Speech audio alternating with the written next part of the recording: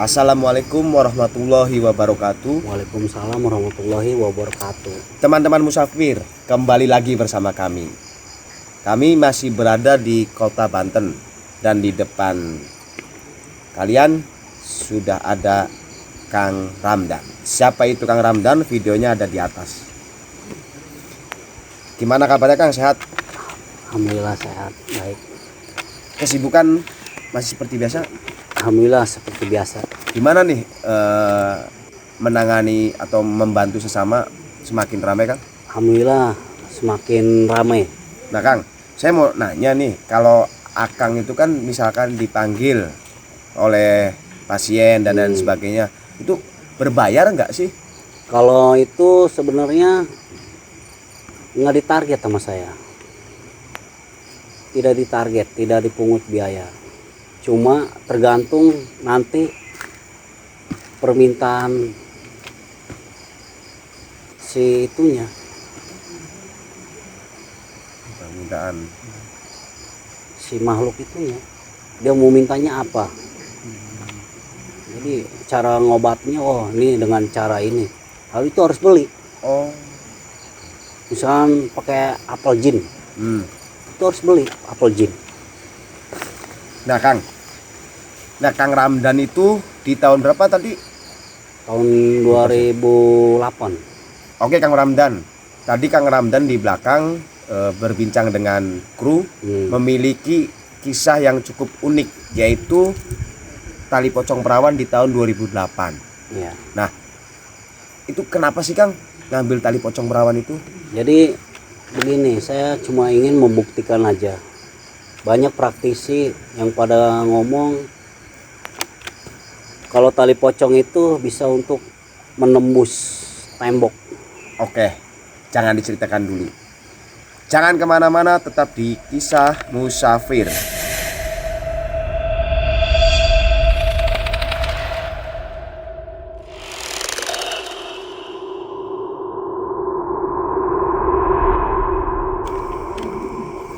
Pada saat itu saya ada rencana ingin ke Tegal, mau silaturahmi ke rumah kakak.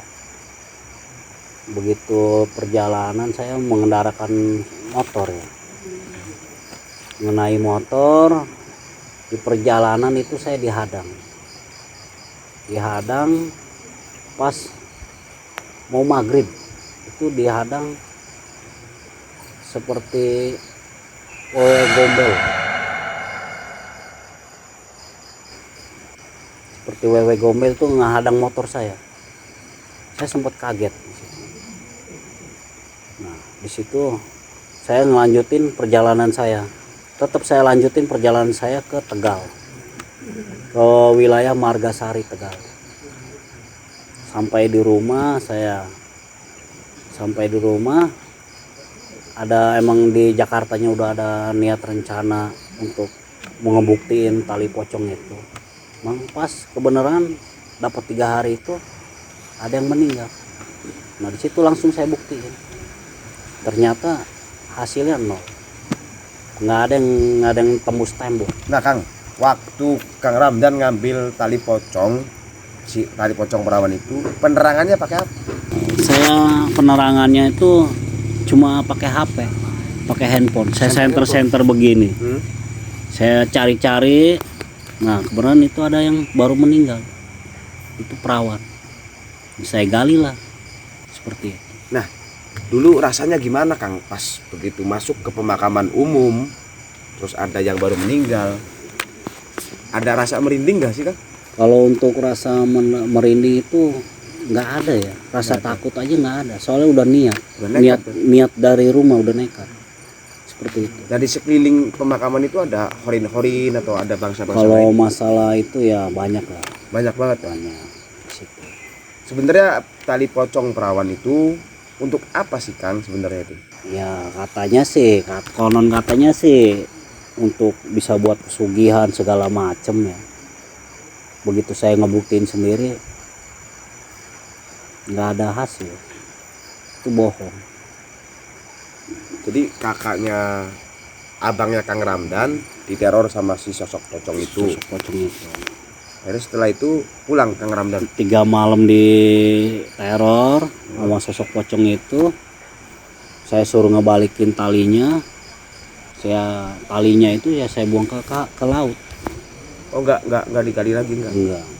Kalau digali lagi ya ketahuan sama orang. Oh iya. Saya buang ke laut. Dari situlah saya cuman memutuskan pengen tahu, ngebuktiin ternyata bohong, ini bukan untuk nembus tembok segala macam. Nah Kang, menggali kan pakai kedua tangan nih. Ya. Nah setelah menggali dan mendapatkan tali pocong tersebut, ditutup lagi nggak itu si makam? Itu makam enggak, saya tinggalin langsung. Jadi bener-bener kayak habis dicorek-corek sama Iya. orang. Saya tinggalin langsung. Rame nggak di sekitarnya? Ya masalah di sekitarnya mah ya recet lah, rame. Kos di pasar. Berarti rame gitu ini. Iya. Makam ada yang bobol, ada yang apa? Rame udah geger begitu. Ini apa kuburan si ini katanya ada saya sempat ngedengar, cuman saya diam aja. Berhubung saya di situ tamu. Ya dapat selang 2 hari saya memutuskan pulang lagi ke Jakarta. Udah setelah itu nggak ada gangguan di perjalanan pun? Nggak ada. Jadi gini Kang, di tahun 2008 itu akhir ya, bulan Desember, saya ada rencana untuk mengambil tali pocong perawan untuk membuktikan kalau tali pocong katanya bisa nembus tembok. Begitu saya ke wilayah daerah Tegal, saya mampir ke rumah kakak saya, dapat berapa hari. Nah kebenaran ada yang meninggal. Meninggalnya saya juga kurang tahu. Begitu malamnya, sorenya dikubur, itu malamnya saya telusuri, saya gali. Begitu ngegalinya juga pakai tangan, kedua tangan saya keruk-keruk tanahnya itu sampai ketemu mayitnya itu. Nah ngambilnya itu pakai ini, gigi, tarik pakai gigi. Itu udah bau amis darah itu, si mayit itu. Saya cuma ingin mau ngebuktiin aja, katanya tali pocong bisa nembus tembok segala macem, ternyata bohong. Nah setelah itu saya pulang ke rumah dengan membawa tali pocong itu. Saya bawa tali pocong itu. Kakak kandung aja nggak tahu kalau saya bawa tali pocong. Saya habis ngegali kuburan, saya taruhlah itu tali pocong di lemari. Malamnya itu disamperin sama yang udah meninggalnya itu, ngelilingin rumah itu. Dia minta dibalikin talinya. Sosoknya ya pocong ya. Jadi gini, kalau pocong asli itu nggak loncat-loncat begitu. Pocong asli cuman sekali loncat, dia loncat, langsung dia terbang, dia loncat lagi. Kayak orang naik skuter, loncat gini lagi. Itu pocong asli. Kalau pocong yang loncat-loncat kayak kodok tuh tebas aja, itu manusia itu. Bukan pocong asli. Jadi selama 3 malam itu didatengin sama pocong. Pocongnya minta dibalikin. Pada malam kedua itu tetap sama, itu didatangin juga. Masih pocong yang sama juga. Minta aja dipulangin. Nah, malam ketiganya didatangin, pagi-paginya itu saya ditegur sama kakak saya. Sebenarnya dia nyokot naon. Iya, orang aing didatangan baik ku juri ku pocong. Nyokot naon sebenarnya. Ngomong bae nu jujur. Ya mau nggak mau saya jujur sama kakak saya. Saya cuman mau ngebuktiin. Saya ngegali kuburan, saya ambil tali pocongnya, saya gigit. Ini tali pocongnya. Terus kakak saya bilang, ya udah, lu balikin lagi. Kalau nggak lu balikin, lu buang ke kali. Seperti itu.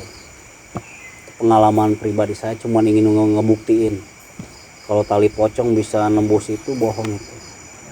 Menurut Kang Ramdan, orang yang melakukan pesugihan tali pocong itu seperti apa, Kang? Dan si pocong itu berperan bagaimana gitu? Bisa bagi-bagi ke teman-teman musafir, Kang?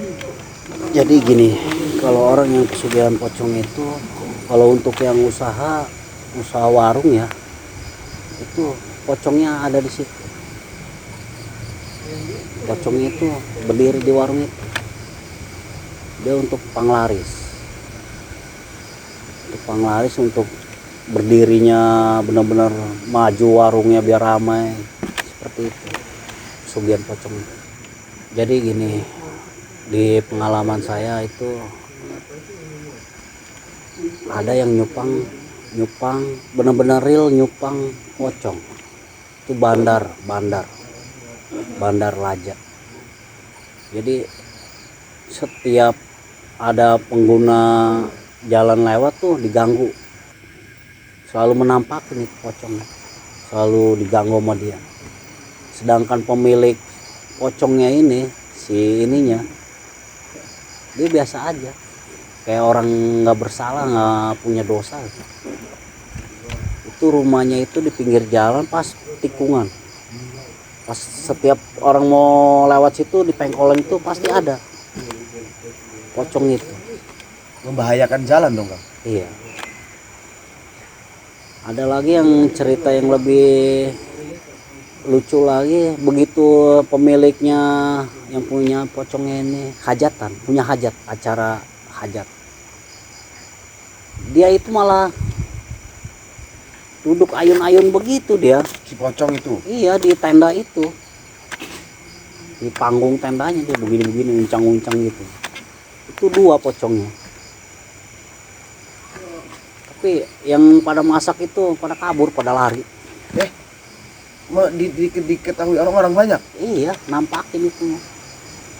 Ibu-ibu yang masak pada kabur, pada lari-larian, pada ketakutan. Pocong itu masih ada di situ. Kaya enggak, Kang, orangnya? Ya lumayan sih, kaya. Dia memiliki mobilnya udah lumayan lah. Ada 3? 4. Mobilnya 4. Cuman bandar Laja doang. Itu Laja itu berapa duit? Bisa sampai nggak beli mobil kalau dia nggak dibantu sama pesugihan seperti itu. Kang, pandangan Kang Ramdan sebagai seorang praktisi, pelaku pesugihan tali pocong itu cara kinerjanya seperti apa, Kang? Jadi gini, kalau orang yang ini pocong itu cuma pemikat ya. Menarik rezeki, menarik pelanggan. Dia nggak mencuri, nggak ini, cuma hanya pemikat doang. Oh, nggak kayak tuyul gitu? Enggak. Pemikat ya. Kalau untuk yang orang usaha seperti itu, jadi dia hanya menarik pelanggan, cuma ya itu sering nampak, sering ngewujudin ke orang-orang Si pocongnya itu? pocong.